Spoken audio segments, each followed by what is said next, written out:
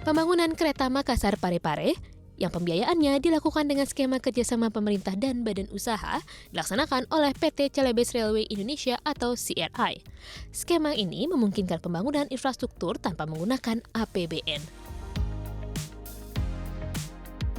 Tentu saya penasaran mengapa investor tertarik untuk berinvestasi di proyek infrastruktur yang memerlukan biaya cukup besar. Pemirsa, saat ini saya sudah bersama Direktur Teknik dari PT CRI, Celebes Railway Indonesia, yang merupakan badan usaha dari proyek kereta api Makassar Parepare. Apa kabar Pak Ratsir? Terima kasih waktunya. Baik, Bu CNBC Mira. Indonesia. Ya, siap. Pak, kalau misalnya boleh diceritakan begitu, apa yang menjadi ketertarikan investor sehingga mau berinvestasi di proyek kereta api Makassar Parepare, Pak? Ya, makasih Bu Mira. Jadi untuk proyek KPBU Makassar Parepare ini adalah proyek KPBU pertama di perhubungan, ya, yang mengerjakan di samping kita mengerjakan konstruksinya, juga kita akan ditunjuk sebagai operator prasarana. Itu masa konsesi kurang lebih 17 tahun. Nah, yang membuat ini tertarik, proyek ini tertarik karena pertama proyek ini didanai oleh sistem AP, jadi Ability Payment.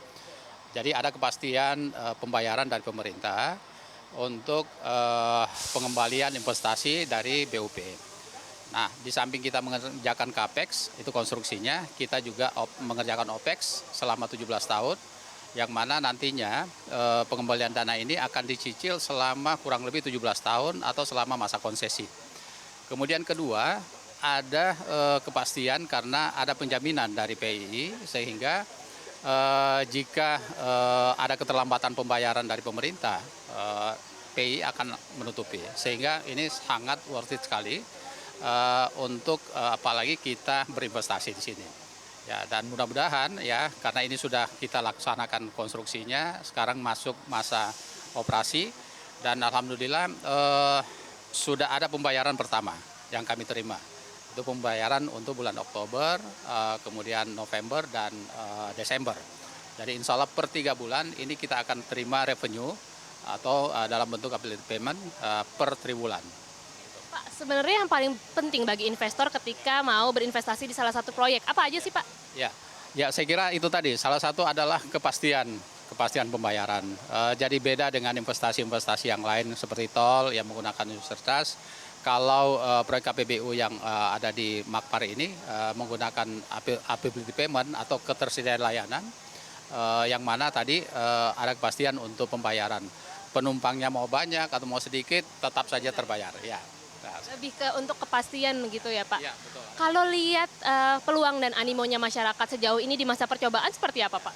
Ya, seperti kita saksikan tadi, kita sudah naik bersama kereta mulai dari Maros ya sampai ke Garongkong. Animo masyarakat sangat luar biasa. Tadi disampaikan dari Balai ada 90 surat ya yang belum bisa dilayani ya karena begitu banyak masyarakat yang ingin menikmati atau mencoba kereta api yang baru pertama di Sulsel. Untuk kereta ini dari 2015 dibangun, alhamdulillah nanti 2022 itu sudah bisa dioperasikan. Jadi masyarakat cukup lama menunggu, kurang lebih 7 tahun menunggu, dan alhamdulillah iya untuk dapat kereta. Dan alhamdulillah sekarang sudah terwujud. Baik. Terima kasih Pak Natsir, semoga banyak proyek-proyek lainnya yang bisa berjalan ya Pak dengan kerjasama antara pemerintah dan badan usaha.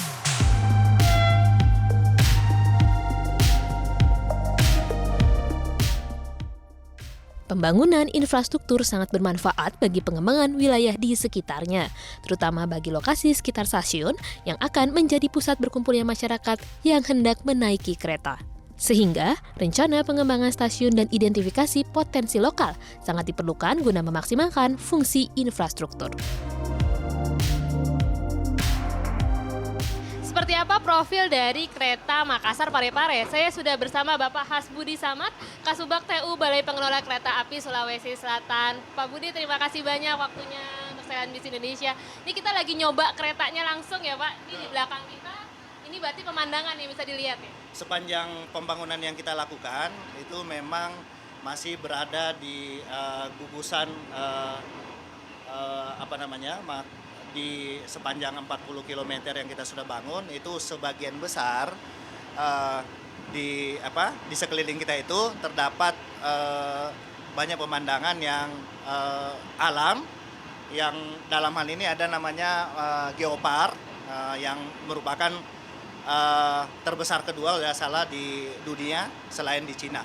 Mungkin Pak, tadi kan sudah ada sedikit bocoran terkait profil keretanya 40 km. Mungkin bisa dijabarkan lagi, ada berapa stasiun yang kita lewati, terus berapa lama perjalanan dari Makassar Parepare sekarang?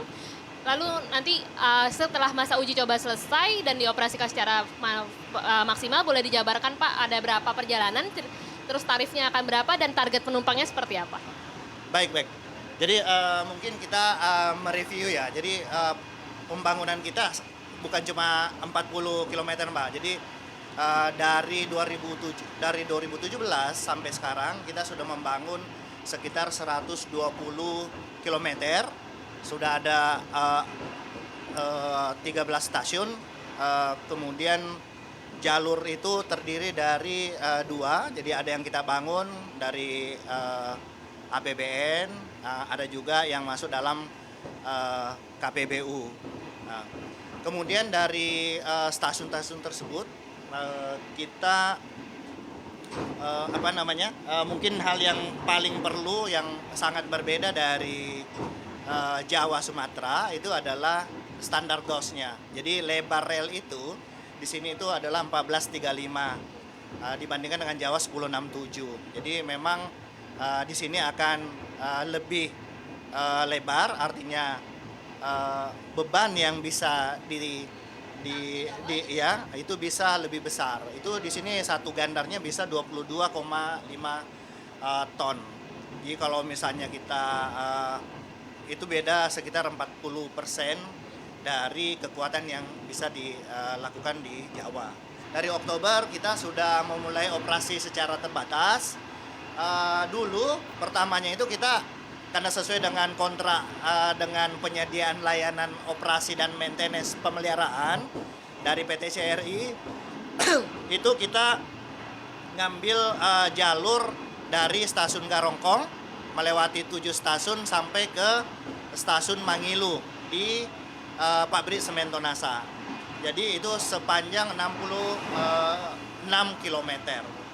Dari perkembangan operasi yang kita lakukan dan animo masyarakat yang alhamdulillah sampai sekarang itu angkutannya selalu penuh-penuh, jadi di atas 90% load faktornya, itu kita sekarang mengalihkan angkutan tersebut yang sepanjang 66 km tadi itu kita alihkan ke stasiun Maros. Dari stasiun Maros ke stasiun Garongkong itu melewati 9 stasiun. Jadi ada tambahan 2 stasiun. Dan tambahan panjang rel itu menjadi 80 km. Jadi ada tambahan sekitar 12 km. Jadi alhamdulillah dari 80 km itu animo masyarakat malah tambah banyak. Misalnya di Kota Makassar. Kota Makassar itu hampir setengah dari usulan untuk naik kereta itu malah didominasi dari kota. Karena memang ya betul angkutan kereta kalau di Jawa itu memang sangat besar di kota, dan saya yakin di Sulawesi Selatan ini nanti juga akan mengikuti pola yang sama. Mungkin ada hal yang menarik di sepanjang jalan. Kalau kita lihat itu pemandangannya sangat bagus, bentang alam persawahan, tambak, pegunungan. Tadi kita bisa lihat di paling tinggi ya, itu bisa lihat pantai, dan memang kami sudah bekerja sama dengan pemerintah daerah, kabupaten, kota maupun provinsi itu dalam mengidentifikasi daerah mana sih yang ada potensi pariwisata. Memang yang paling terkenal dan kita bangun stasiun pas 1 kilo di depannya itu adalah stasiun Ramang-Ramang. Nanti mungkin semua pemirsa bisa melihat keindahan dari geopark itu. Pak, kalau rencana nih bocoran untuk pemirsa yang udah nggak sabar nyoba kereta ini, kapan sih kira-kira operasionalnya? Nah, nanti ketika operasional tarifnya bakal berapa, Pak? Untuk tarif ya, sebenarnya sekarang kita sebenarnya sudah menggunakan skema kereta api perintis, yang mana semua biaya operasinya itu ditanggung pemerintah. Namun dalam beberapa bulan yang lalu itu kita sudah mulai mengkaji, sampai sekarang memang kami targetnya kemarin di akhir Desember sudah ada nilai yang akan kita usulkan ke Kementerian Keuangan, tapi memang masih banyak pertimbangan sehingga itu belum bisa kita bocorkan ke publik. Tapi kalau kami melihat angkutan itu ya pasti masih modelnya karena angkutan perintis ya masih sangat sangat saya nggak bilang murah, tapi masih masih terjangkau masih sangat efisien dibandingkan dengan moda yang lain. Kira-kira range harganya sudah ada Pak ya mungkin yang bisa di... Kalau kita melihat sih kalau tidak salah ya Pak Kabale pernah ngomong 5.000 per stasiun, mungkin yang paling yang paling jauh palingan 10.000 atau 15.000. Masih sangat terjangkau buat masyarakat ya Pak. Ya sebelumnya biasanya kalau dari Makassar ke Parepare itu menggunakan angkutan apa dan berapa harganya Pak? Ya. Kalau biasanya kan kalau kita ke Parepare biasanya kita pakai angkutan umum darat, mau pakai bus, atau di sini banyak angkutan kecil, itu biasanya sudah di atas 50.000. Jadi dengan rentang waktu 2 jam perjalanan, itu bisa sampai 60-70.000. Yang kedua, dengan menggunakan, kami sudah bandingkan nih dari beberapa minggu sebelumnya, kita sudah bandingkan kalau kita pakai kereta api dengan pakai angkutan darat di jam tertentu, di jam sibuk itu bisa kita kasih waktu tempuh yang lebih efisien dibandingkan lebih efektif daripada angkutan darat. Kalau sekarang kita rata-rata 1 jam lebih ya, sedikit ya. Jadi 1 jam 10 menit kalau tidak salah sekarang itu sudah bisa kita melampaui 80 km. Jadi sudah hampir, kalau misalnya di darat palingan rata-ratanya 60 km per jam. Jadi kita sudah lebih cepat daripada angkutan darat. Pak, kalau misalnya nanti pas masa beroperasi begitu, akan ada berapa perjalanan, terus penumpang hariannya targetnya berapa? Oh iya, kalau kita melihat sekarang memang dari kontrak perintis yang ada itu untuk hari kerja biasa itu baru 1 kali sehari. Tapi dari rencana kita nanti setelah keretanya memang sudah ada 2 trainset nanti, itu minimal 4 kali perjalanan setiap hari. Nanti di weekend, kalau untuk sementara karena kita pakai kereta inspeksi, itu kita masih pakai 2 kali perjalanan di weekend. Kalau target penumpang, kalau kita melihat rata-rata itu di atas 90% load faktornya. Jadi dari kapasitas 100 itu rata-rata di atas 90. Jadi rata-rata 95 sampai sekarang itu kalau tidak salah lebih dari 100. Iya, lebih dari 100%. Semoga ini masih berlanjut sampai masa operasi ya Pak. Baik, terima kasih Pak Budi. Semoga pengoperasiannya bisa lancar sesuai dengan target ya Pak ya. Ini kita lanjut lihat-lihat pemandangan ya Pak.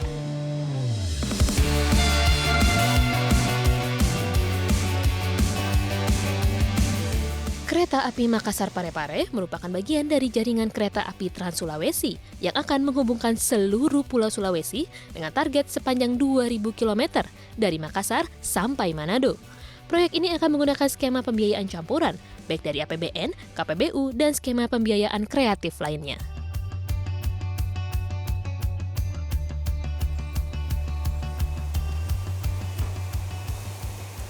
Saya sekarang sudah sampai di depo awal yang jadi titik keberangkatan tadi. Jadi dari sini ke stasiun Garongkong, stasiun akhir itu membutuhkan waktu perjalanan kurang lebih 3 jam. Sepanjang perjalanan juga jalur sangat mulus tanpa banyak goncangan. Pemandangannya juga sungguh sangat menyegarkan mata. Selamat mencoba pemirsa kereta api pertama di Pulau Sulawesi. Dari Maros, Sulawesi Selatan, Mira Rahmalia, Angga Yosua, CNBC Indonesia.